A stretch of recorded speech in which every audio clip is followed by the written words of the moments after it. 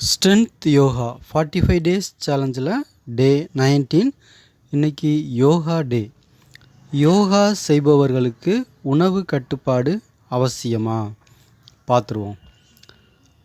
Yoga strength exercise பற்றி தொடர்ந்து video போட்டுக்கிட்டு இருக்கோம். சேனலை சப்ஸ்கிரைப் பண்ணிக்கோங்க, பெல் பட்டனையும் கிளிக் பண்ணிக்கோங்க. பிடிச்சிருந்தா லைக் பண்ணுங்கள். கேள்வி என்னென்னா, யோகா செய்பவர்களுக்கு உணவு கட்டுப்பாடு அவசியமா?